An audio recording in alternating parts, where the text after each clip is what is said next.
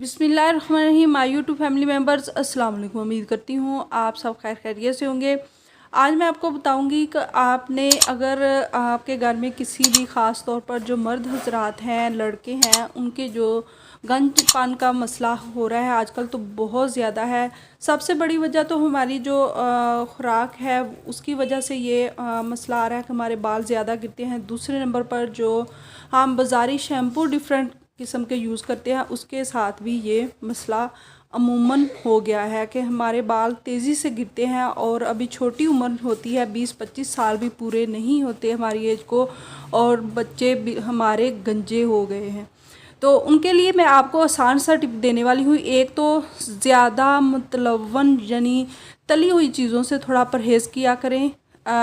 फल और सब्ज़ियाँ को कच्चा भी यूज़ करें और पकाकर भी इनका ज़्यादा इस्तेमाल किया करें।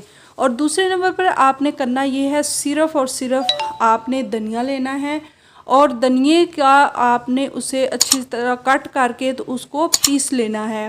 ब्लेंडर में डाल के उसे अच्छे से क्रश कर लें और क्रश करने के बाद उसका जो जूस है वो निकाल के आपने किसी भी शॉवर बोतल में डाल लेना है। शॉवर बोतल में डालने के बाद आप उसे रख लें और जहाँ जहाँ आपके बाल नहीं हैं रात को रोज़ाना आपने शॉवर करके सो जाना है। सुबह किसी भी नेचुरल से इंग्रेडिएंट्स नेचुरल शैम्पू के साथ अपने बालों को वॉश कर लें।